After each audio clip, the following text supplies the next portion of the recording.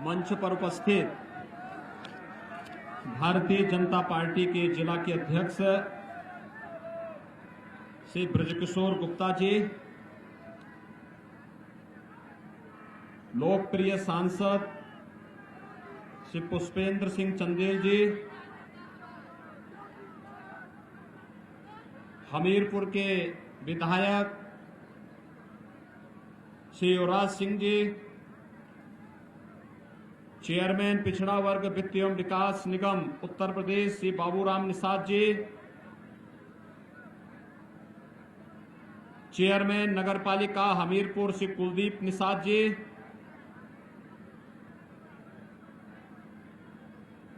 पूर्व जिला उपाध्यक्ष श्री रामदेव सिंह जी, क्षेत्रीय मंत्री शिव प्रकाश सिंह सेंगर जी, लालाराम निषाद जी, स्वामी ज्योतिर्मयानंद जी महाराज और हमारे लोकप्रिय प्रत्याशी डॉक्टर मनोज प्रजापति जी और आज के इस कार्यक्रम में उपस्थित हमीरपुर के सभी उपस्थित भाइयों बहनों, आज ये मेरा सौभाग्य है कि मुझे यहां पर बाबा पातलेश्वर के श्री चरणों में नमन करने और स्वामी रोटीराम महाराज की समाधि स्थल पर पुष्पांजलि करने के बाद आप सबसे संवाद करने का सौभाग्य प्राप्त हो रहा है। भाइयों बहनों, जब मैं बुंदेलखंड आता हूं तो मुझे बुंदेलखंड के तीर्थों, वीरों वीरांगनाओं किस भूमि के प्रति अपार सम्मान का भाव मेरे मन में उमड़ता है और इसीलिए इस धरती पर आपको जन्म लेने का सौभाग्य प्राप्त हुआ है। मैं इसके लिए आप सबका हृदय से अभिनंदन करता हूं, आप सबका यहां पर इस अवसर पर स्वागत भी करता हूं। आज माघी पूर्णिमा है, संगम में अपार संख्या में श्रद्धालु जन स्नान कर रहे हैं और साथ ही साथ संत शिरोमणि रविदास जी महाराज की पावन जयंती भी आज है।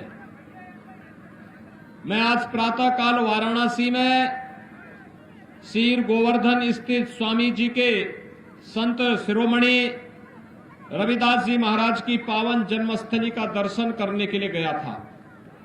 लाखों की संख्या में श्रद्धालु जन देश के कोने कोने से आकर के भारत की संत परंपरा के प्रति सम्मान का भाव व्यक्त कर रहे हैं और आज ये मेरा सौभाग्य है कि मुझे इससे पहले राठ में स्वामी ब्रह्मानंद जी महाराज और यहां पर स्वामी रोटीराम जी महाराज की समाधि स्थली पर दर्शन करने और पुष्पांजलि करने का सौभाग्य प्राप्त हो रहा है।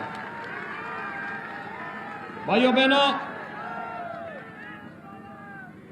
मैं आज जब आपके बीच में आया हूं, मैं उपचुनाव में आया था, आपका आभार व्यक्त करने के लिए मैं आया हूं कि आपने उपचुनाव में श्री युवराज सिंह को भारी बहुमत से विजयी बना करके भेजा था।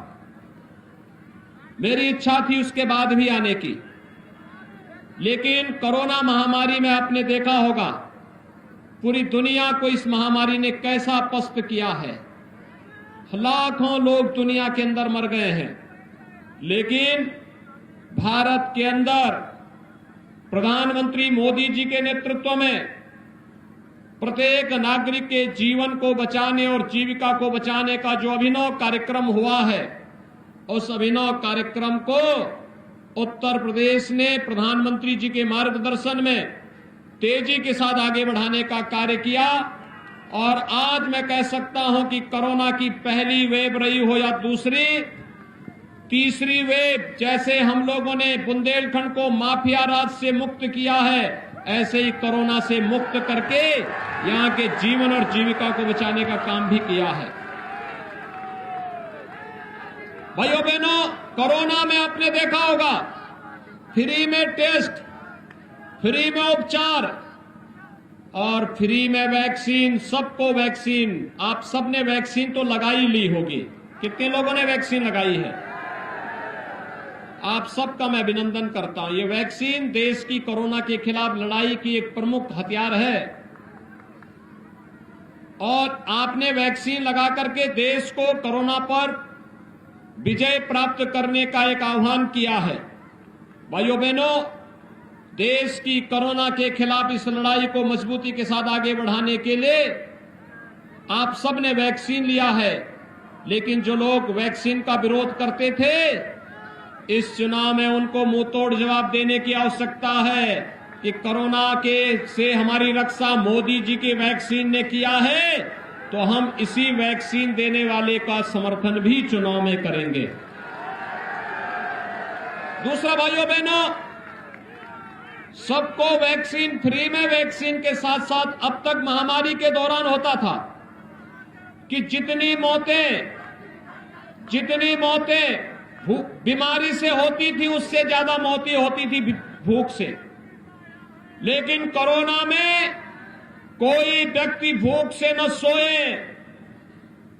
लॉकडाउन के दौरान भी कम्युनिटी किचन के माध्यम से, और चाहे कोरोना कालखंड में हमारे सांसद, हमारे विधायक, हमारे जिलाध्यक्ष, हमारे पदाधिकारी एक एक व्यक्ति का हाल लेते रहे, प्रवासी हो या निवासी, सभी लोगों का हाल लेते रहे और उत्तर प्रदेश का कोरोना मॉडल देश के अंदर, दुनिया के अंदर एक मॉडल के रूप में देखा गया।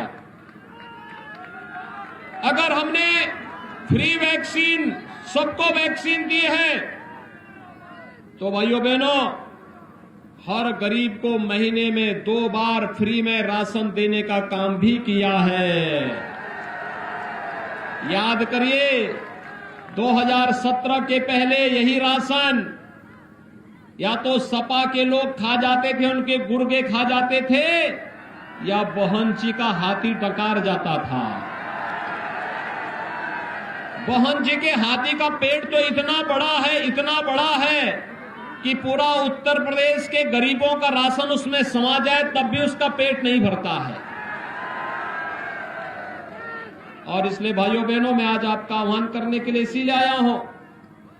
पहले तो कोरोना कालखंड में यद्यपि मैं हालचाल लेने के लिए, कोरोना उपचार की व्यवस्था देखने के लिए आया था, लेकिन उस समय यहां पर श्री पुष्पेंद्र सिंह चंदेल और श्री युवराज सिंह के नेतृत्व में विकास की जो योजनाएं चल रही थी, उन योजनाओं को आगे बढ़ाने के लिए और पर्यटन विकास की योजनाएं कैसे चलनी चाहिए, यहां पे स्वामी रोटी राम जी महाराज की समाधि स्थली के सुंदरीकरण की कार्य योजना, उसका एक उदाहरण आपके सामने है। कोरोना ने हमारे जीवन की गति को थामने का प्रयास किया, लेकिन हम रुके नहीं, डिगे नहीं, लगातार काम करते रहे। कभी यहां पर सांसद और विधायक तो मौजूद थे ही, बाबूराम निषाद भी लगातार यहां पर चेयरमैन के रूप में काम करते रहे, आपके बीच में कार्य करते रहे। जिलाध्यक्ष भारतीय जनता पार्टी का संगठन लगातार कार्य करता रहा। लेकिन क्या सपा बसपा के नेता, कांग्रेस के नेता भी चुनाव के उस कोरोना के दौरान आए थे? क्या हालचाल लेने के लिए आए थे? आज उनसे पूछा जाना चाहिए।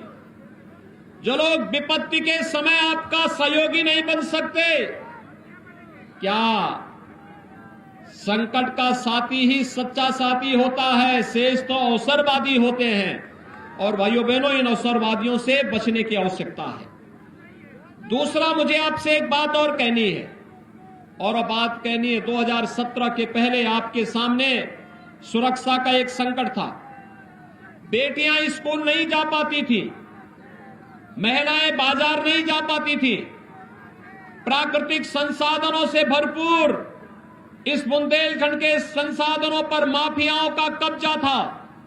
भू माफिया हावी थे, खनन माफिया हावी थे, वन माफिया हावी थे, और हर प्रकार का माफिया यहां हावी होकर के कैसे यहां की जिंदगी को तबाह कर रहा था।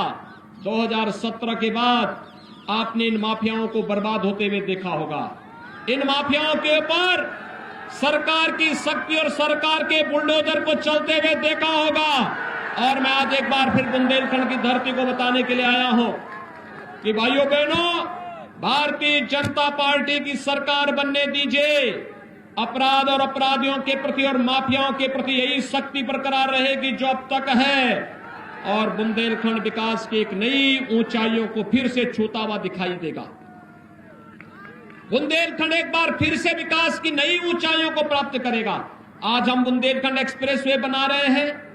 मैं भी देख रहा था, मुझे पुष्पेंद्र जी हेलीकॉप्टर से बता रहे थे कि ये एक्सप्रेसवे बुंदेलखंड एक्सप्रेसवे बन रहा है। भाइयों बहनों, ये जिस दिन पूरा होगा, इसमें हर जनपद में हम औद्योगिक क्लस्टर बनाएंगे और औद्योगिक क्लस्टर में तमाम फैक्ट्रियां बनाएंगे।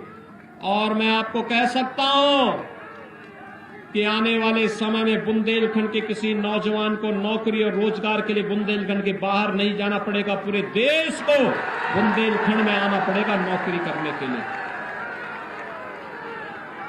2017 के पहले बुंदेलखंड में सबसे ज्यादा किल्लत थी पानी की। आज तो आपके यहां हर जगह हर घर नल की योजना लागू हो रही है ना, हर गांव में चल रही है ना काम, पाइप बिछ रहा है ना, कोई संदेह तो नहीं ना सरकार की नीयत पे। ये काम 2017 के पहले भी हो सकता था, लेकिन भाइयों बहनों, पहले की सरकारों में न विजन था न इच्छा शक्ति थी, और जो कुछ बच जाता था वो भ्रष्टाचार के हवाले कर दिया जाता था। आज तो अर्जुन सहायक परियोजना जैसी 1 दर्जन बुंदेलखंड की परियोजनाओं को हम पूरा कर चुके हैं। और अभी तो भाइयों बहनों, केन बेतवा नदी जोड़ो अभियान को आगे बढ़ा रहे हैं। 45,000 करोड़ रुपए का ये प्रोजेक्ट है। जिस दिन ये पूरा होगा, हमने पुष्पेंद्र जी से कहा है, आप हमीरपुर की योजना भी बनाइए। केन बेतवा का पानी हमीरपुर में जहां आप कहेंगे वहां तक पहुंचाने का काम भी करेंगे, आप इसकी चिंता मत करना। भाइयों बहनों, 2017 के पहले क्या आपको बिजली मिलती थी?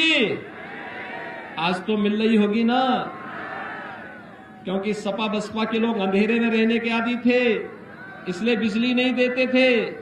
क्योंकि रात के ही अंधेरे में यहां के संसाधनों पर डकैती डालते थे, किसानों के खेतों को काट करके लेके चले जाते थे, किसान के मशीन का जो है वो चोरी करके पंपिंग सेट उठा देते थे। आज तो चोरी नहीं होती होगी ना, आज तो अराजकता नहीं है ना। अंतिम डकैत गौरी यादव भी मारा जा चुका है, और कोई भी डकैत खड़ा होगा और बुंदेलखंड के संसाधनों पर हमला करेगा तो फिर उसकी वही दुर्गति होगी जो इससे पहले माफियाओं की हुई है। भाइयों बहनों, मैं आपका आह्वान करने के लिए आया हूं। आप याद करिए, 2017 में जब सरकार बनी थी, हमने सबसे पहला काम किया था किसानों की कर्ज माफी का। और अकेले हमीरपुर में 41,000 किसानों का कर्ज माफ हुआ था। हमीरपुर जिले में 41,000। और भाइयों बहनों, मैं आपसे 41,473 किसानों का कर्ज माफ हुआ था हमीरपुर जनपद में। और आज 1,76,617 किसानों को प्रधानमंत्री किसान सम्मान निधि में 6,000 रुपए सालाना देने का कार्य प्रधानमंत्री मोदी जी के नेतृत्व में भारतीय जनता पार्टी की डबल इंजन की सरकार कर रही है। भाइयों बहनों, अकेले हमीरपुर जनपद में 15,000 गरीबों के लिए एक मकान दिया जा चुका है। समाजवादी पार्टी की सरकार में जीरो था, क्योंकि काम जीरो, गरीब को मिलने वाला हिस्सा भी जीरो, क्योंकि गरीब का ये मकान का पैसा, पेंशन का पैसा, ये सब ये हड़प जाते थे, इनके गुर्गे खा जाते थे। लेकिन भाइयों बहनों, 15,000 गरीबों को मकान, 1,03,067 परिवारों को फ्री में बिजली का कनेक्शन, 1,25,796 परिवारों के लिए शौचालय, और भाइयों बहनों 1,38,042 परिवारों को 5 लाख रुपए की सालाना आयुष्मान भारत और मुख्यमंत्री जन आरोग्य योजना में बीमा का कवर भी दिया गया है। भाइयों बहनों, 10 लाख लोगों को हर महीने फ्री में 2 बार राशन देने का काम किया जा रहा है। मैं देख रहा था समाजवादी पार्टी के अध्यक्ष का बयान, कहते हैं सरकार आएगी तो हम भी प्रयास करेंगे। अरे जब सत्ता में थे तब तो सब गरीबों का राशन हड़प जाते थे। आज तो हम राशन 2 बार दे रहे हैं, दाल भी दे रहे हैं, तेल भी दे रहे हैं, रिफाइंड तेल दे रहे हैं, और भाइयों बहनों जिसमें कोई मिलावट नहीं हो सकती, पैक्ड है पैकेट, और भाइयों बहनों नमक भी दे रहे हैं। किसी को कोई समस्या होने ही न पाए, ये सारी व्यवस्था सरकार ने कर दी है, और सरकार इस कार्यक्रम को लेकर के मजबूती के साथ आगे बढ़ रही है। भाइयों बहनों, समाजवादी पार्टी की सरकार वृद्धजनों को, विधवा महिलाओं को, दिव्यांगजनों के पेंशन को रोक दी थी, और हमने 1 करोड़ दिव्यांगजनों को, विधवा महिला और वृद्धजनों को 1 करोड़ लोगों को हम 12,000 रुपए सालाना पेंशन दे रहे हैं।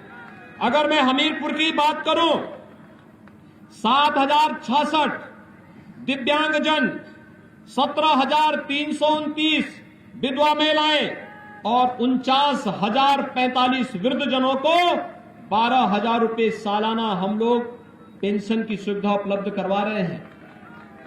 भाइयों बहनों, आखिर फिर हमारा युवा कैसे छूट जाएगा? 200 युवाओं को टैबलेट स्मार्टफोन हम पहले बांट चुके हैं। हर जिले में पर्याप्त मात्रा में टैबलेट और स्मार्टफोन की आपूर्ति की जा चुकी है। समाजवादी पार्टी ने चुनाव आयोग को कंप्लेंट किया है कि युवाओं को टैबलेट नहीं मिलना चाहिए, क्योंकि सपा का तो एक ही नारा है कि केवल विकास पर अधिकार केवल सिपाही खानदान का है, बाकी किसी का विकास होना ही नहीं चाहिए। लेकिन हमने तो कहा है सबका साथ और सबके विकास का। हमने तय किया 1 करोड़ नौजवानों को टैबलेट और स्मार्टफोन देंगे, और अगर सपा ने विरोध किया है 10 मार्च को सरकार बनने दीजिए, अगले 5 वर्ष में 2 करोड़ नौजवानों को हम टैबलेट और स्मार्टफोन देने का कार्य करेंगे उत्तर प्रदेश में।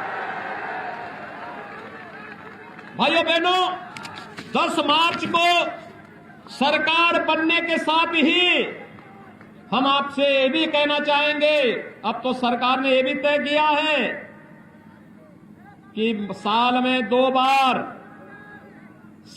दो बार होली के पहले और दीपावली के पहले रसोई गैस का सिलेंडर भी फ्री में उपलब्ध करवाने का काम करेंगे।